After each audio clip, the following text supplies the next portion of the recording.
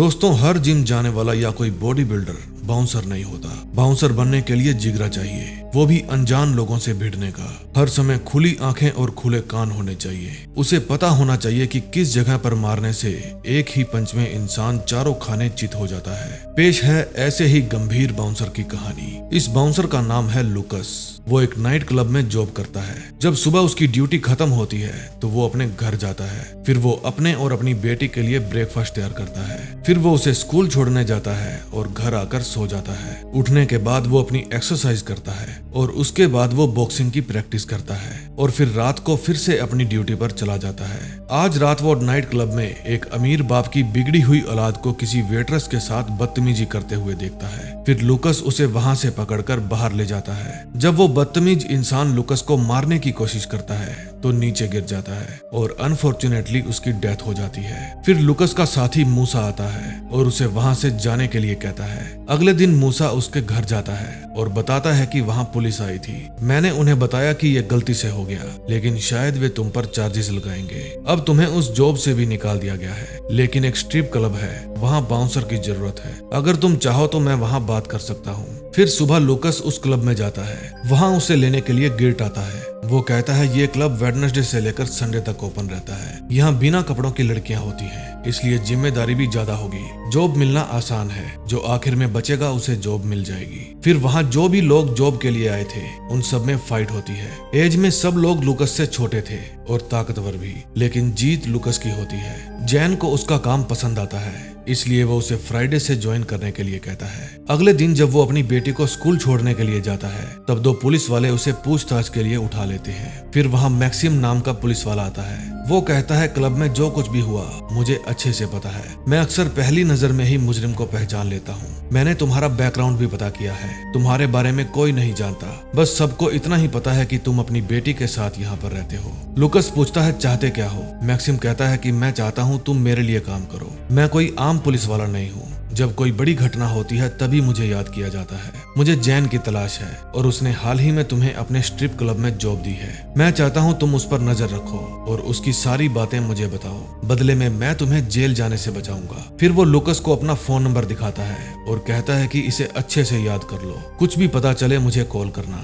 आज क्लब में लुकस का फर्स्ट डे था। तभी वहाँ लीसा नाम की एक लड़की आती है। वो क्लब के मालिक जैन का इंतजार करती है, लेकिन वो नहीं आता। फिर गिर्ट लुकस को कहता है कि इस लड़की को सेफली होटल में छोड़कर आओ, इसकी सुरक्षा बहुत जरूरी है। रास्ते में वो लुकस से बात करने की कोशिश करती है, लेकिन वो चुप रहता है। फिर वो लीसा को होटल के अंदर छोड़ने जाता है और उसे रूम तक छोड़कर वापस आ जाता है। फिर वो अपने घर जाकर आज की सारी बातें मैक्सिम को बताता है। अगले दिन जैन लुकस को मिलने के लिए अपनी गाड़ी में बुलाता है। लुकस की गाड़ी में बैठते ही वहाँ पर गिर्ट भी आ जाता है और लुकस के गले पर चाकू रख देता है। जैन पूछता है कौन हो तुम। लुकस कहता है बाउंसर। फिर वो लुकस का फोन चेक करता है। उसमें सिर्फ एक ही नंबर था और वो उस नंबर पर कॉल करता है। कॉल को लुकस की बेटी अटेंड करती है। फिर जैन फोन को काट देता है। उसके बाद जैन गिर्ट को बाहर भेजकर लुकस को गाड़ी चलाने के लिए कहता है और रास्ते में उससे पूछता है कि तुम पहले कहाँ काम किया करते थे। लुकस कहता है मैं पहले साउथ अफ्रीका में किसी का बॉडीगार्ड था। जब मेरी वाइफ गुजर गई तो मैं यहाँ वापिस आ गया। फिर जैन उसे एक मीडियोकर के घर ले जाता है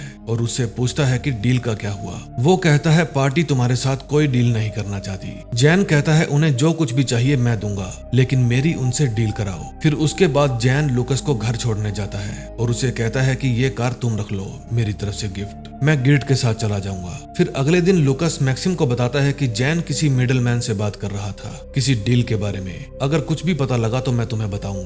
तभी लुकस के पास जैन का फोन आता है और लीसा को लाने के लिए कहता है अभी के अभी। लुकस उस समय अपनी बेटी के साथ था, इसलिए वो अपनी बेटी को ही साथ ले जाता है। फिर वो लीसा को होटल से लेता है और बताए हुए एड्रेस पर छोड़ देता है। तभी जैन उसे एक एड्रेस पर मिलने के लिए बुलाता है। अभी लुकस ना चाहते हुए भी अपनी बेटी को साथ ले जाता है। जैन वहाँ पहले से ही खड़ा था। वो लुकस को अंदर भेज देता है। अंदर जाते ही जैन लुकस की बेटी को लेकर वहाँ से चला जाता है। लुकस भागकर बाहर आता है। वो देखता है जैन उसकी बेटी को ले गया। फिर वो गिर्ट की गन छीनकर उसी पर तान देता है और पूछता है वो मेरी बेटी को कहाँ ले गया। गिर्ट कहता है अपनी बेटी से मिलना चाहते हो तो काम करो। लुकस कहता है मेरी बेटी को खरोच भी आई तो मैं तेरे साथ तेरे बॉस को भी ठोक दूंगा। फिर गिर्ट उसे एक आदमी की फोटो दिखाता है जिसे किडनैप करना था, क्योंकि एक नई पार्टी मिली है और वे तब डील करेंगे जब वे इस आदमी को उनके हवाले कर देंगे।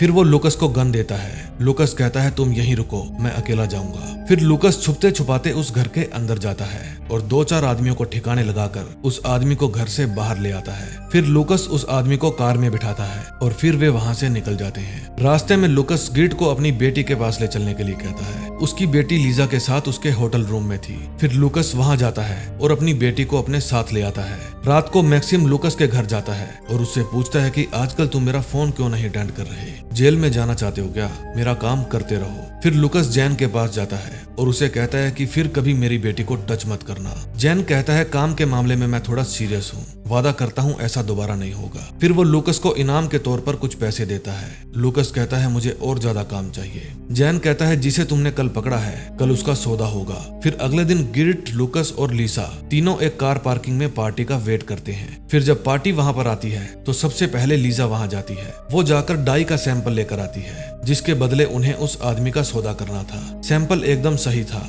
फिर वे दोनों उस आदमी को पकड़कर उनके पास लेकर जाते हैं। वो आदमी कहता है ऐसा मत करो क्योंकि पहले वे मुझे मारेंगे और उसके बाद तुम तीनों को। लुकस चौकन्ना हो जाता है। फिर वो जिसे उस आदमी को सौंपता है उसे 2 फटके देकर वापिस अपनी कार की तरफ भागता है। फिर लुकस कार भगाता है। गुंडे उनका पीछा करते हैं। फिर उन सबकी आपस में गोलीबारी शुरू हो जाती है। गोलीबारी में गिर्ट मारा जाता है। लुकस उन सबको ठिकाने लगा देता है। फिर वो कार लेकर जैन के पास जाता है। लीसा बहुत घबराई हुई थी। जैन अपना माल चेक करता है और उस कार को गिर्ट के साथ ही जला देता है। फिर आज जो कुछ भी हुआ उसकी रिपोर्ट वो मैक्सिम को देता है। फिर वो अपनी बेटी को लेता है और अपने पुराने साथी मूसा के घर छोड़ आता है ताकि उस पर कोई आंच ना आए। उसकी बेटी कहती है पापा मुझे डर लग रहा है, आप कुछ भी ऐसा मत करना जिससे मैं आपका इंतजार करती रह जाऊं। फिर वो मूसा को कहता है कि मेरी बेटी का ख्याल रखना। फिर जब लुकस जैन को मिलता है तो जैन उसे बताता है कि हम बहुत जल्दी नकली नोट छापने वाले हैं, तुम्हें लीसा का बहुत ज्यादा ख्याल रखना होगा। फिर लुकस उसे लेने के लिए होटल जाता है। जब वो दरवाजा नहीं खोलती तो लुकस अंदर जाकर देखता है कि वो डरी हुई अपने बाथरूम में बैठी थी क्योंकि वो गिल्ट की मौत से बहुत ज्यादा डर गई थी। इसलिए वो लुकस को कहती है कि मेरी जान को भी बहुत खतरा है।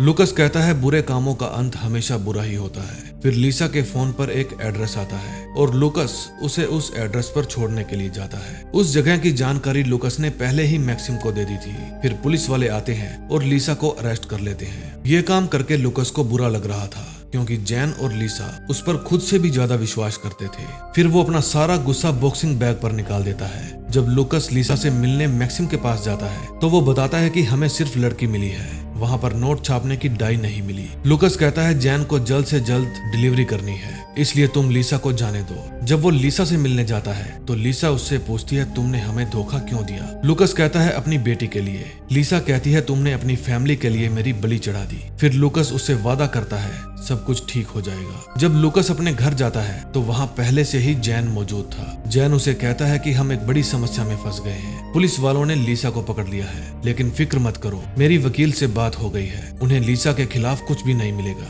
हमें किसी भी तरह प्रिंटिंग का काम शुरू करना है। मुझे एक नई पार्टी मिली है, मैं उनसे पैसे ले चुका हूँ। फिर वे दोनों मिडलमैन के पास जाते हैं। जैन उसे कहता है कि मैं नई पार्टी के साथ काम कर रहा हूँ, ये बात तुम्हें बर्दाश्त नहीं हो रही, इसीलिए तुमने मेरे अड्डे पर रेड डलवाकर लड़की को गिरफ्तार करवा दिया। फिर वो उसे शूट कर देता है। फिर वो लुकस को कहता है कि एक बार किसी पर शक पैदा हो जाए तो खेल खत्म कर देना चाहिए। अब मामला बद से बदतर होता जा रहा था। लुकस बुरी तरह से गलत धंधे में फंस चुका था। वो ये सब छोड़ना चाहता था लेकिन समझ नहीं पा रहा था कैसे छोड़े। फिर जब वो जैन के अड्डे पर जाता है तो देखता है वहाँ नकली नोट छापने का काम शुरू हो गया है और ये काम लीसा कर रही थी। जैन ने लीसा को रिहा करवा लिया था और लीसा ने भी लुकस के बारे में जैन को कुछ नहीं बताया था। लीसा अपने काम में माहिर थी, वो बारीकी से नोट चेक करती है। सैंपल पास हो जाता है, इसलिए जैन बहुत खुश था, लेकिन लुकस के मन में बेचैनी थी। उसे पता था आज कुछ बुरा होने वाला है। फिर जब वो बाहर जाता है तो देखता है कि मैक्सिम अपनी टीम के साथ आया था। फिर वो वापस अंदर जाता है। जैन उसे नकली नोट का एक बैग गाड़ी में रखने के लिए देता है। फिर जैन लुकस को उसका इनाम देता है